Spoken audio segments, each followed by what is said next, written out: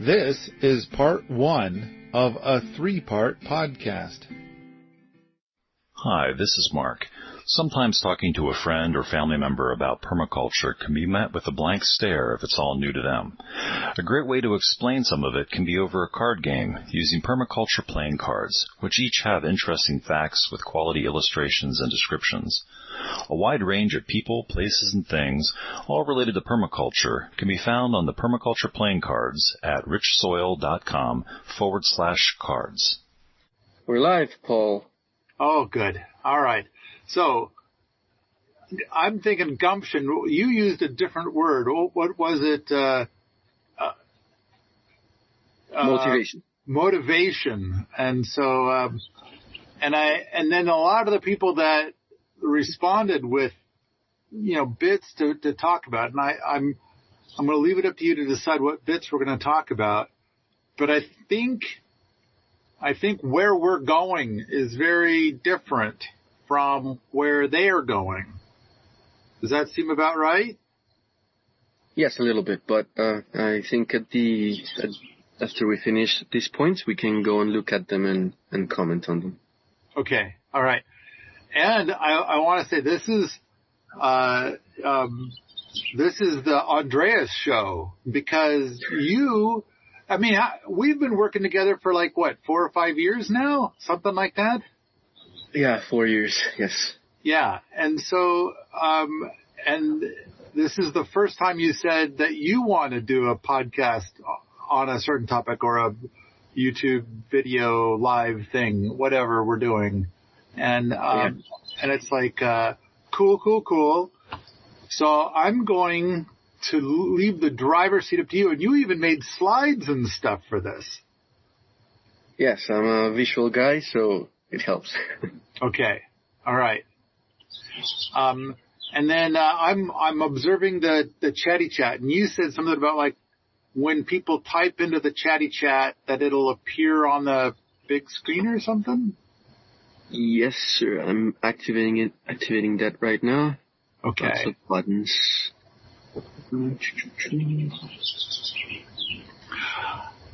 I've got a couple of things that I want to make sure that I talk about. Mm-hmm. But I'll talk about them when you want me to talk about them. But first of all, let's talk about what is the problem. What is the problem we're trying to solve? Yes, I think that homesteading, it's really fun. It matches with the principles of a lot of people. But in practice, it can be repetitive, isolating, boring sometimes too, if you're not doing things correctly. It can be overwhelming. It can be very costly. And as the years go by, the motivation to keep doing stuff and the gumption too, you start acting on it, disappears.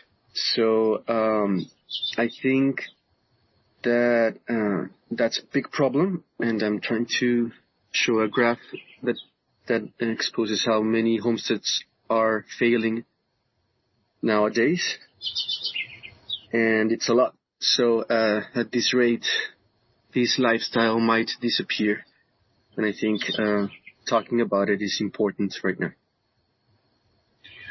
So just so everybody can know that we've got some varying perspective. I'm in Montana, and where you are is about as opposite to Montana as exists. Yes, as you can see in the background. Yeah. So tell everybody where you're at.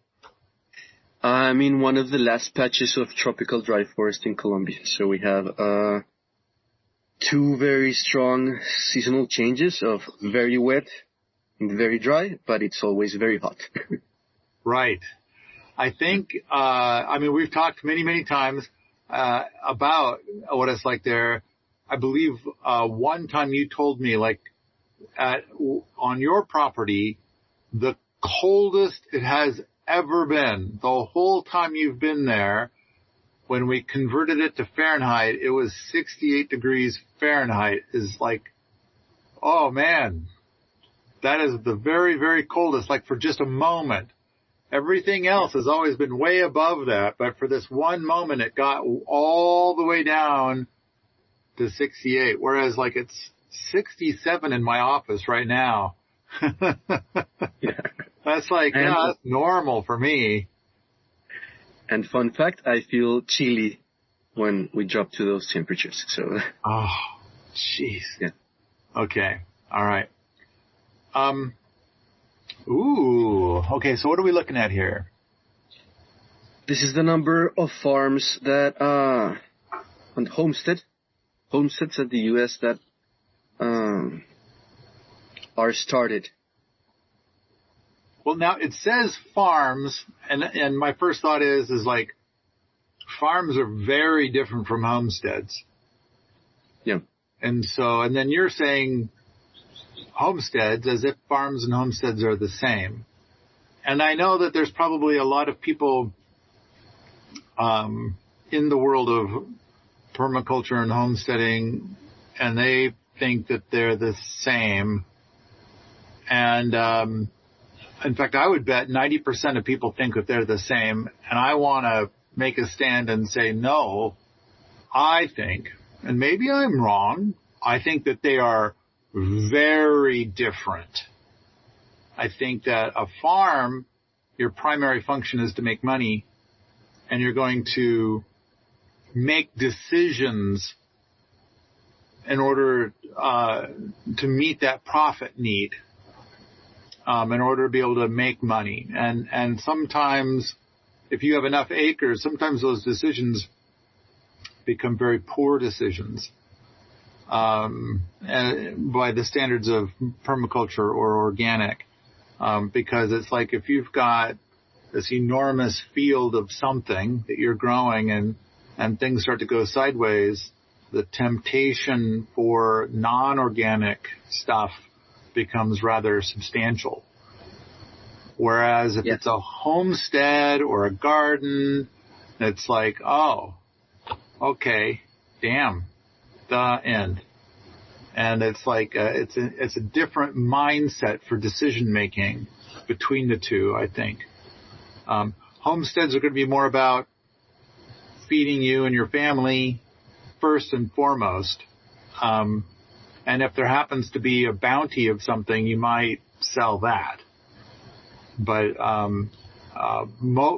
profit motivations are secondary, maybe even tertiary, instead of being the primary, which is a farm. A farm, it's going to be primary. Totally agree. I think a good difference in words, the farms are extraction and homesteading is stewardship. Ooh, I like that. Yeah. And I think that the stuff that I advocate for is going to be for not farms. But it's very hard to find data on homesteading. So this was the best I could find. Okay. And it's a parallel. So if this is happening in farms, mostly concentrating the land in a few corporations, then my guess is that homesteads follow that same trend. So, there's another thing I want to say really quick before I forget, and maybe I've already forgotten it now that I'm saying it. No, I remember now. I think that everything about a homestead becomes 20 times more delightful and 20 times easier to do things when you have built up your infrastructure. And so, like, if you haven't built a gate and you're having to, like, in order to move in and out of a gated area, then I think that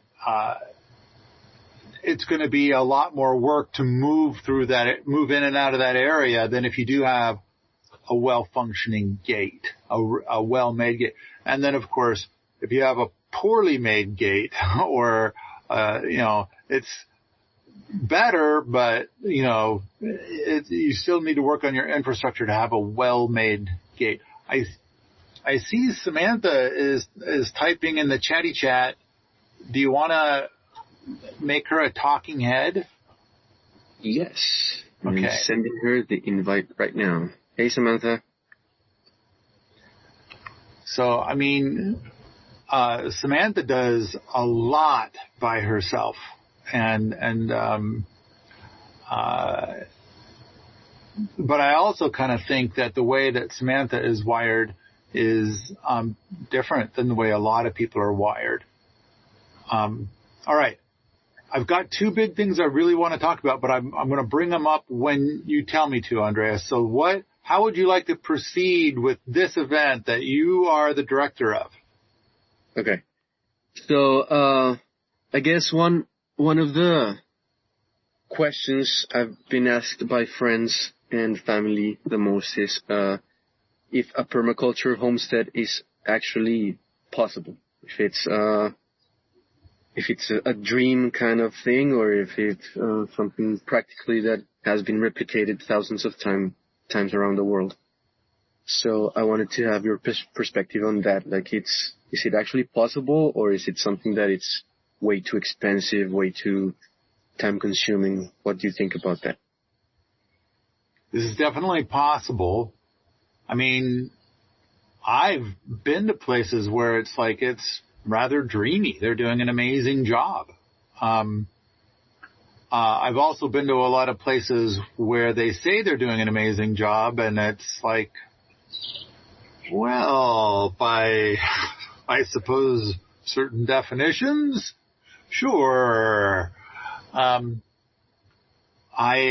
think that a lot of people who choose to head down the road of permaculture and homesteading, I've seen choices made where they make the whole thing 20 times more challenging and difficult than they need to.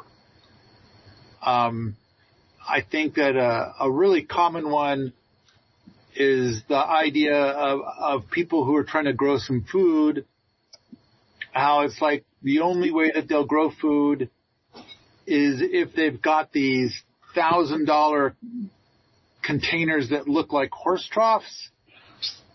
And then they have to go out and buy soil to put in the horse trough looking thing.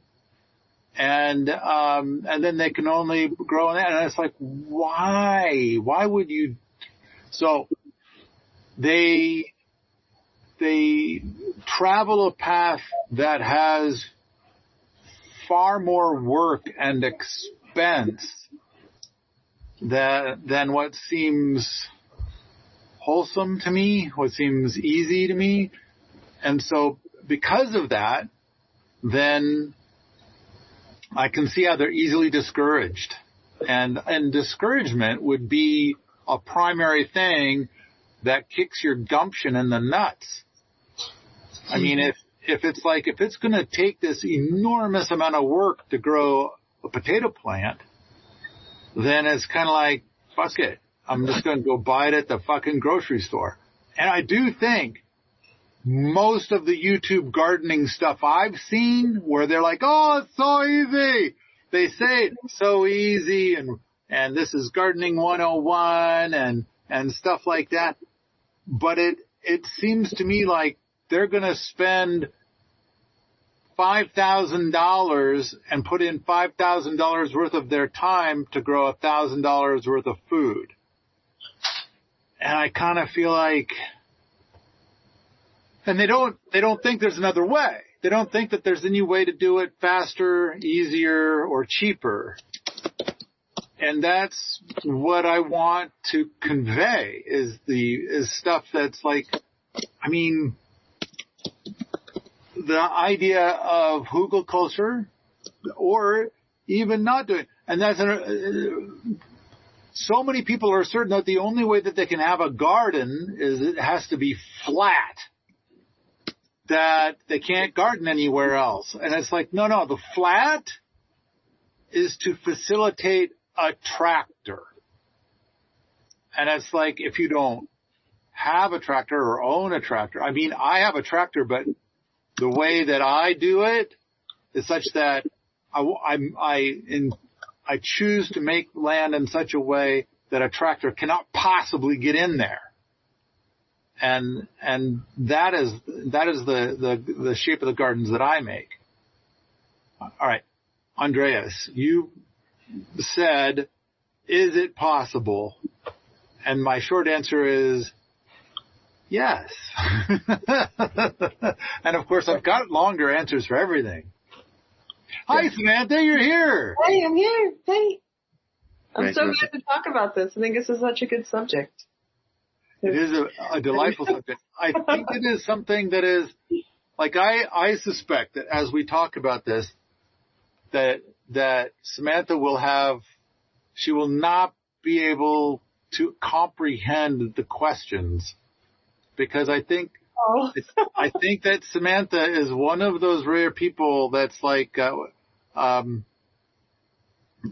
gets up in the morning, leaps out of bed, and wants to go do all the things with all of her animals and all of her gardens, and then before she knows it, it's dark outside, and she has to stop. And she still doesn't stop. She's like, no, I've got like flashlights and headlights and you gotta have your lights. I can keep going. You know, you can go until you can't go anymore, and then that's why you're on bed. And whereas there's the people that struggle with gumption, I don't think Samantha's one of them. And so when people say, I'm struggling with gumption, I think Samantha will look with a dazed expression like, what does that mean? Does she have any adrenaline and fear and terror and windstorms coming to beat you up? And I mean, it's fear, right? It's like, I have to because it's coming. So terror-driven gumption. Oh, yeah. This is adrenaline. Okay. Yeah. Well, because winter's coming, right? And then always. It is. And then a lot of times, like, winter's nearly over, which means spring's coming. And it is your one chance to get it all done. You know, you have to do it on time. Otherwise, you missed it. And one of the things I put in the chat on Permies is, like, the thing that keeps me going is knowing that I get to play again next year. Right? Like, if I missed it, I get to play again next year, right? I'm going to do better because, this time I didn't get my garlic in on time, and so next fall I'm going to do it. Or this year I didn't quite do whatever it was, or I did it poorly, or I missed, just whatever happens, and I get to play again. So that makes me happy. All right, Andreas, you are the conductor of this thing. How would you like us to proceed now? Got it. I think that this question, I wanted to start here because I think the three of us, and most likely everyone who's watching right now, have something wrong in our heads and have this foolish idea that we can change the world and live a different kind of lifestyle. But I think this question was more directed towards people who live in a city and they get discouraged even before starting. That's something that I've seen a lot in friends, and is that they don't even get to the point of visualizing doing it because they put like obstacles mentally even before getting there. So what advice would we give to people who have not experienced this? Maybe they should experience it first somewhere that it's already working. Okay. All right. Yeah, I think that helps a lot. I do think that helps a lot. But yeah, cause, I do think that there's a lot of people that they're like, I'm going to do a garden this year. And that's what they've been saying for the last 10 years. And they haven't done anything. And it's like, and I think a lot of it is that there's so much conflicting information out there about how to get started. And so which one are you going to follow? What's going to be your thing? And I really like how I went to Seattle a few months ago, and this gal had 2 sunchokes. and she just didn't know. Well, she decided to just stick them in the ground in her yard, and that was it. And there was grass and stuff there. She might have tried to pull out some of the grass, but for the most part, she just put the 2 sunchokes in the ground. And when I was there, apparently it was 2 years later, and I said, A, you can harvest as much as you want forever. It'll still produce more every year. In fact, the more you harvest, the more it'll produce. And B, I said, I think right now, 2 sunchokes, and now 2 years have passed. I think that this winter, if you harvest it this winter, I think you'll find that if you dig down as deep as you possibly can, you're going to get about 200 pounds of sunchokes out of this patch that is now taking over this corner of your yard. The reason why I'm so keen to mention this is because how long does it take to hold 2 sunchokes and walk out to your yard and stick them in the ground so that they're covered with dirt? You know, do you have to dig a hole, or can you just kind of like poke a stick in the ground, or what? And then you walk away and forget about it for 2 years. And so, I don't know. I kind of feel like when people are stuck and they're struggling to go and get started, then I think it's because they look at those YouTube channels where it looks like before they can plant those sunchokes, they need to go and spend $5,000 in materials. And it's going to be a good 60 to 80 hours of work until they can plant those sunchokes. And I kind of feel like I want to advocate something far, far simpler. And so, and that is to just take these 2 sunchokes and just stick them in the ground. I mean, we're talking about what? 2 minutes. And then forget about it. Walk away.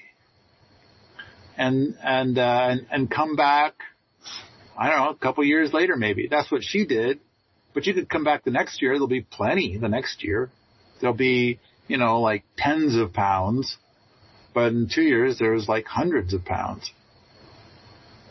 So, all right. Andreas, what you're leaning to is to say, because it's like I kind of feel like we're trying out a recipe for building community. I hope that we'll get a whole lot of people coming here to our Gardening Gardeners program, also known as the Permaculture Bootcamp, and that we'll end up with 20 permanent residents. And granted, some of those people will spend only 6 months being in the boot camp before they become a permanent resident. But I openly offer different things for free to people to become a permanent resident. And so, like, for example, if you spend 4 years in a leadership role here, I'll give you Allerton Abbey. And I kind of like the idea that other homesteads will eventually offer a Gardening Gardeners program. And they'll say, okay, we're going to, grow gardens, and we're going to build natural buildings, and we're going to do all of the homesteading things. And then, by the time somebody's put 4 years into a leadership role on their property, there will be this beautiful home with an acre and gardens and everything. Kind of like how our Allerton Abbey is. All right. You're talking about people that are living in the city, but they have a patch of ground. They've been talking about starting a garden for years, but they haven't. And so what you were trying to allude to is if they were to come out here to the boot camp for a week, maybe 2 weeks, especially during the gardening season. Then they'll develop habits so that when they go home, they'll do it. And of course, what I hope for is that they'll go home and, wrap up their life in the city and want to come out and live here with us. And so, but even more than that, I'm hopeful that there'll be 100,000 different homesteads doing gardeners programs, and they can pick whichever one is a great fit for them. I think that this is what you were alluding to, because I kind of feel like it's true. People are in this state of they want to, but they just, in the end, they don't. And I think that, I can talk about what the impediments are that they're having, but I like where you're going, which is to say, come out here and be part of what we're doing. And I also read something from somebody on Permies like, oh, I don't want to go to the boot camp because gardening doesn't have to be that hard. And I kind of feel like I feel like our boot camp is incredibly easy. However, I love the name boot camp because we've had some people come before we called it the boot camp, and they thought they were coming to a resort and that all these other people would bring them lemonade while they sit in a lovely chair and watch the clouds pass. And at least if we call it the boot camp, we've solved that problem. I guess we've introduced another problem in that we make it sound like you're going to be really sweaty every day. It's going to be like going to the gym for 8 hours a day. And it's like, I promise you it's nothing like that. And I think I've recorded podcasts with Stephen in the past where we've talked about that. And it's like, I think it's an easy coast. And that, when a boot's been here for about 3 months, they get about, 6 times more done in a day. Not because they're now going hop, hop, hop, hop, hop, hop. But it's because the pace that they did when they arrived would be boring after you've been here several months, and they want to get more done, and they do more. But it's still not like, for most people, there are a few people who come here and they want to turn it into an athletic thing, but that's pretty unusual. I think most people go at a nice, easy pace every day. All right. I'm Edward Norton. No, not that one, the other one. And I love pies. No, not that kind, the other kind. Permies is an old school forum packed full of friendly people who occasionally give out a slice of pie. You'll never forget your first slice of pie. It made me feel so good, I had to buy a whole pie so I could share the love. Oh, and there's apples too. Sign up at permies.com to join in the world of homesteading and permaculture, and you too might get a slice of pie. Andreas, you presented a concept. I gave you a long-winded answer. But of course, you probably have an answer to this as well. This is your dealio. Yes, I think that once you experience doing the things, they become way easier than you expect them to be. That's another big point, and another thing that I think would get people into making the leap is just it's not that hard once you do it. Also, for example, a lot of people go to the gym, which is a very foreign concept to me. And I think those people are creating a standard of athletic beauty, but it's not functional. And when you garden and when you take care of your homestead, you gain a healthy body, and it doesn't have to be super gymmy. And that's also a huge plus, because I thought of that as you were talking.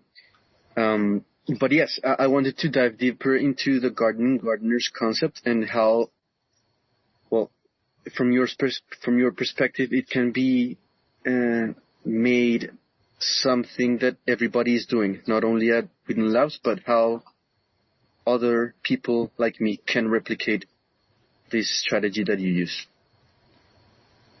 I like the idea that that you could offer a gardening gardeners program at your place. I mean, you've got several people living there right now, but they're all family, which is the thing we're going to touch on today. The difference between collective living in Colombia versus collective living in the United States. But I would imagine that if you're going to offer a gardening gardeners program, that it would be 40 hours a week of people growing their own food and building their own homes. And when they arrive, they will derive benefit from the gardeners that have been on the property before, that have built some bunks and have built some infrastructure and have grown some gardens. And then they'll eat that food and they'll stay in that bunk while they continue to improve under your direction. It's like, okay, today we're going to go out and we're going to do these 3 things. And so for 40 hours a week, the people that are guests on your land will, be part of what's being done for gardening and natural building and homesteading and things. 8 hours a day, 5 days a week. Using the models that we've developed here. And then there'll be more bunks and there'll be more food growing there. And everything will be more reliable and more solid. And you'll derive benefit because if something goes wonky somewhere, then your gardeners, your collection of gardeners will leap in and resolve any kind of homesteading issue that came up as a group. And so it's a bit like when you go out to work on something, then you have an extra motivation. I mean, you're not going to sleep in until 11 o'clock in the morning. At 8 a.m., you start, and all these people are depending on you. So you're not sleeping in. They're not sleeping in. You guys have all agreed to do this thing. And so you're all up there and doing it at 8 a.m. and things are getting done. And whenever you lean in to do something, then it's like you have 20 hands instead of 2. And so it's like, okay, let's all, pick up this material and put it into a bucket and we're going to move it over there.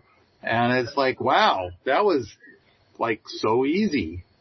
And it's like, so you're going to have benefit, but they're going to have benefit too, which is going to be that now they're eating that food off of the land instead of people who wish to eat food off of the land, but they continue to buy it from the grocery store.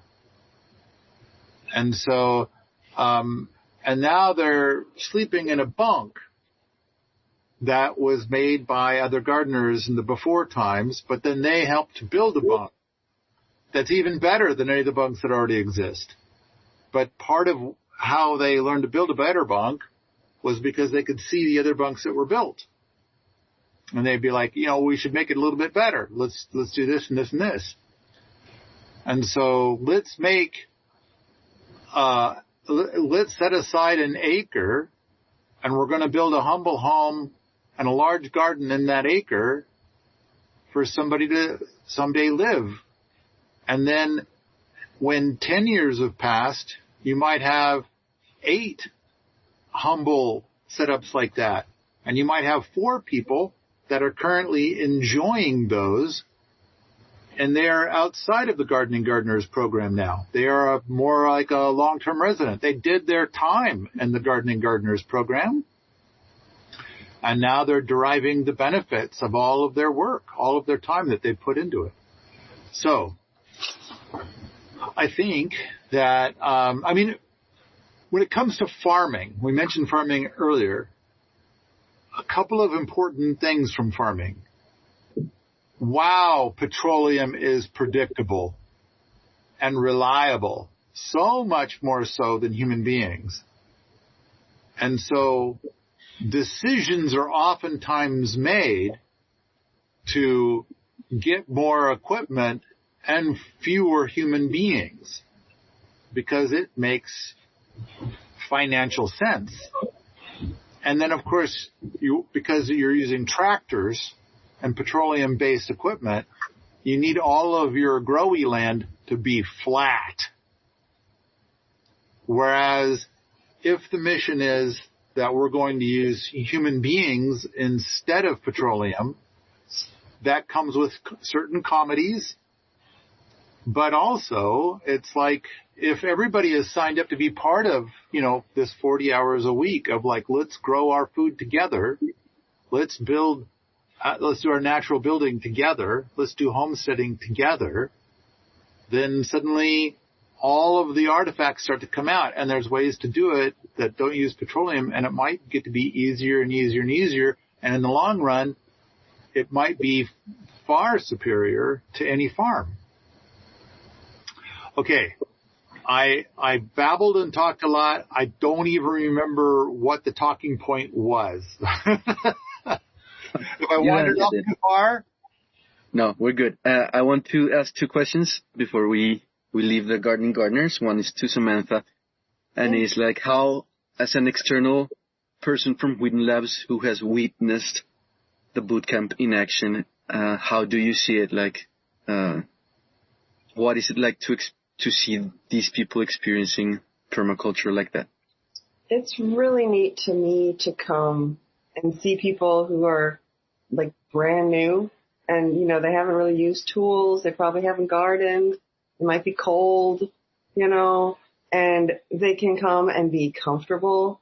And the folks who are there, like Stephen in particular, is so great at teaching people, like how to, like the first time you use a nail gun and the first time you use the saw. And Fred too is just so patient. I mean, I was out using the chainsaw and I made it so the chain fell off the blade, and he was right there and put it back on for me, and didn't just put it back on for me, but showed me how to do it in a really, patient, nice way. And it's just really nice to have people there that know what they're doing so well that they can share it with you and be really patient. I haven't used a chainsaw very much, but I feel much more confident now. I mean, actually, after being out there a couple summers ago using those, they have, Paul has, electric chainsaws, which are really kind of cool. I just use a battery. Well, so I went out and bought myself one because I was so unscary to get to use the chainsaw and feel like I could just use a chainsaw. It's not that hard. I'm not scared of it. And so that I kind of got that from being at Wheaton Labs. So I think that's really neat to watch other people come out and be brand new and then become completely proficient in doing stuff. There was a young woman a few years ago who was out there, and she'd never built anything out of wood, never really used tools. And after just a couple of weeks, she's making boxes and making stuff and made a chair and just making stuff. It's like it's a freedom that you get when you learn a skill. And so what they're doing in the boot camp is learning skills every day. And before you know it, somebody's completely proficient at doing all these things, growing food, preserving food, canning, building stuff. And a lot of them have ended up traveling afterwards because their family and friends need them to come over and build me a shed, start my garden, help me with my thing, because all of a sudden this person is so skilled. And I just think that's really neat. Awesome. And that leads to the next question, and this is to Paul. If someone watching this wants to get into the bootcamp, what do they need to do right now? And when can they go? When is it open for the next? Okay. So you've got a link up there, the permies.com/bootcamp. I'm not quite sure where that goes, but there's a website at wheatonlabs.com. But I mean, we've got, wherever that goes, it'll get you close enough. But okay, so how it works? People people send in $100, and that's $100 per person. And so sometimes it's a couple that wants to come out, and that's $200. But all right, that's our application processing fee, because it turns out there has to be a lot of conversations to happen to get a person here. And then there's stories, but once you're here, it's free. It's a free program. But you pay the $100. We will send you a questionnaire, so there'll be a bunch of questions to answer, and that's like the first round. And then once you've got that, it says, now send an email to Paul to let him know that you finished the questionnaire. Then I get that email. Then I've got a canned message that I send that says, here are the next start dates. So pick a start date. So I think March 1 is the next start date. And so people will pick their start date, and then I'll reply and say, okay, about 10 days before you're set to arrive, somebody will contact you. It'll probably be Stephen, with more to work out more particulars. And so a lot of times people in that period of time are like, I'm going to drive. You know what? I changed my mind. I'm going to fly. Or what? I changed my mind. I'm going to take the bus. I changed my mind. I'm going to drive. And it's like, so they go through that over and over and over and over again. And it's like, now we don't even touch that until like 10 days before your arrival date. And by then you've picked one. And so, all good. And we'll get everything sorted out from there. Then people show up, and we, we'll either pick them up at the airport, or they arrive here between 3 and 4 in the afternoon on a Sunday. So March 1 must be a Sunday, because all of our start dates are a Sunday. And we make it clear, please do not arrive early, and please do not arrive late. So people show up, and we greet them, and usually Stephen kind of gives everybody a little bit of a turbo tour of like, there's willow feeder and there's another willow feeder, and you can look at like 4 or 5 different options, and then you pick where you're going to, sleep tonight. And then if you want to change your mind and sleep somewhere else tomorrow, we could probably work that out, stuff like that. Then a lot of times, sometimes Stephen says that he wants me to be there at 6:15 in the evening, and that he'll make popcorn, and then everybody gathers to kind of visit a little bit that evening. And then in the morning it's like, okay, most people get up at like 7 and strap on a feed bag, and and here's the kitchen, have all the food you want. But we meet at 8, and we meet at 8 sharp. So like you might want to be there at like 7:59. And there you go. That's how it all begins. Did I answer the question? Like, yes, you did. How do you do it? And Casey asks, sorry, Simon? Isn't it March 1st is your next boot camp start? March 1st is the next boot camp start. Yeah. Okay, cool. Yeah. Casey asks if families are welcomed. So we have a program called the Thistle program, and that's where somebody, like a family, would rent a cabin and stay in the family. Stay in the cabin. The whole family would stay in the cabin. And it's like, sometimes it's like there's a couple with a family and several kids. And it's like if the kids are 12 or older, then as long as they are with a parental unit in the boot camp at the same time, then we're totally cool with that. And we've got, some rules about how we do that and things like that. But then, if they are under the age of 12, then somebody needs to be watching them back at the cabin. And so, sometimes we've had, families with like 7 children, And then there'll be like a 16-year-old teenager that watches the kids back at the cabin that are under the age of 12. And then they rotate out. Sometimes the, different kids will come out and be part of the boot camp. So yeah, big on families. Families are great. But if you're going to be in the boot camp, it requires an adult to be with kids, and it could be 1 or 2 or 3 kids. That's fine.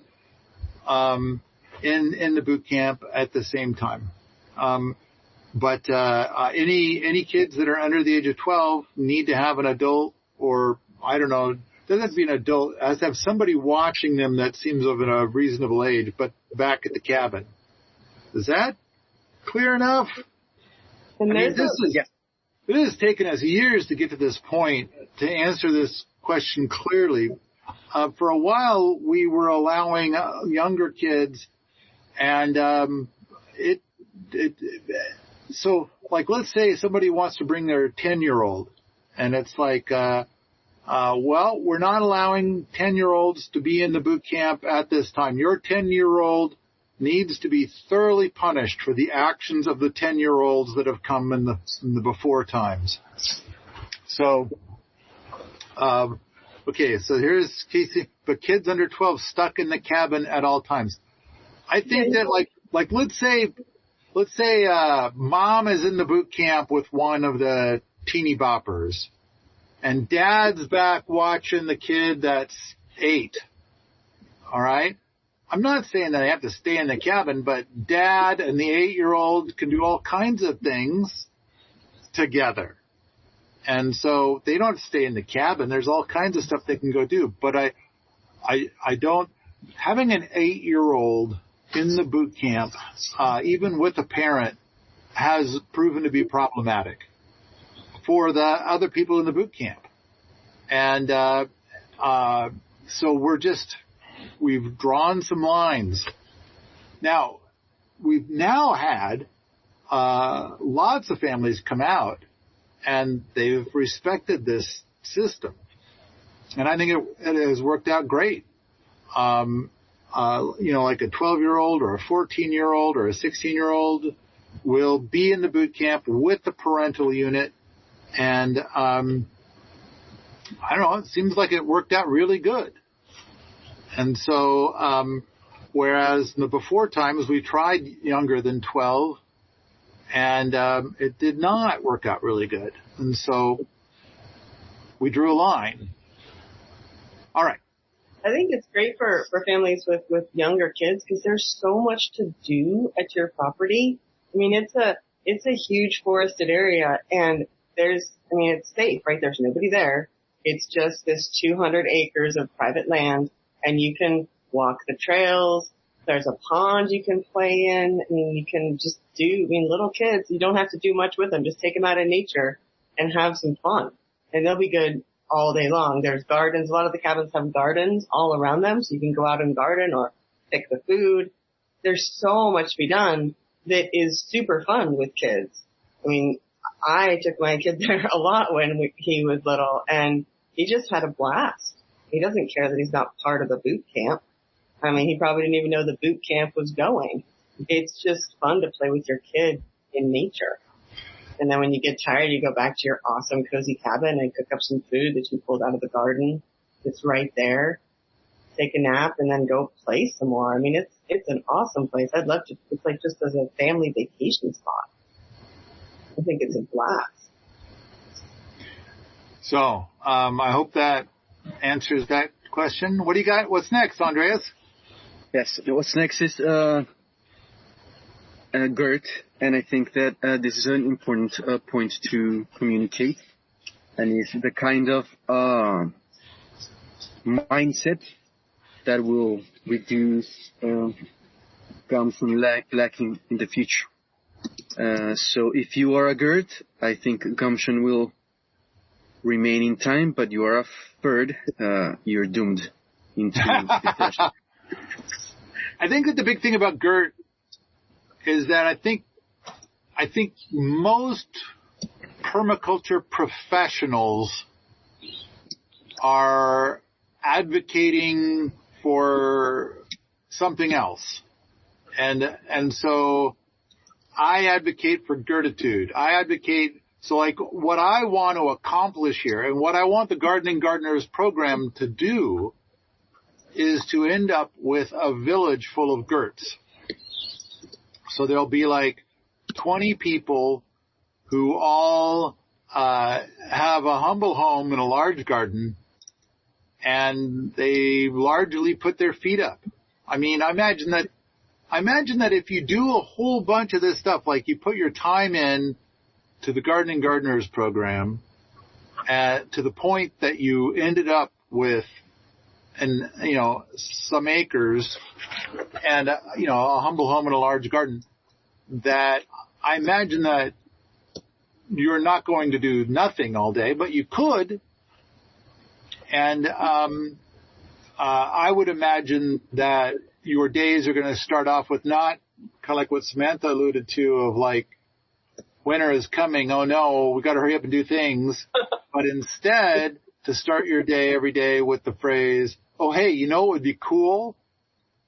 And that's where you're at, because you got your infrastructure, you got your garden, you got all more food than you could possibly eat, and a humble home that's rock solid, and your expenses are hovering around zero, and so you don't need to pursue money.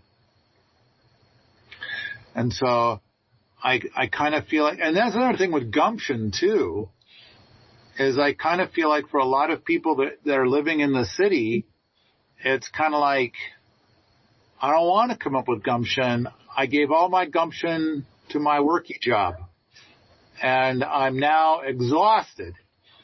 And I'm going to go buy some pizza. I'm going to go with a friend and get donuts today. And later, it'll be Italian food, because, I don't want to cook. I don't want to garden. I'm exhausted already, and that's why. So I kind of feel like Gert, I'm saying, Gert doesn't have a problem with Gumption in large part because in order to get there, she went through the Gardening Gardeners program. She now has habits, gardening habits. And whether it's winter or summer or whatever it is, she's got things that she likes to do.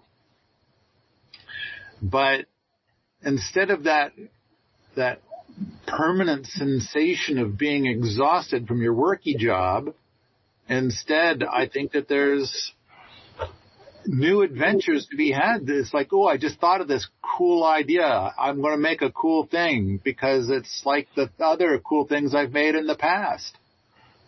And I'm going to optimize my infrastructure with this other cool thing. Or I'm going to add art or something like that. It won't be, terrific art. Like I'm not going to win any awards with this art, but I'll think it's cool. Like that. Yeah, I think when you start to add art, you've really made it. Like if you've made a thing a few times and then you're like, wow, I'm almost bored. I'm going to put some art in this. And it's like, it's like a level of proficiency where like, that's really neat because it's not just get it done and make the thing. Like when you're making clothes, right? Like the first couple times you're just learning how to knit or making a basket. You're just trying to get it done. But then you're like, I can put a pattern in this. I could do a little something. It takes a little extra time, but it's fun. So I think art is a cool thing. When art happens, you've made it.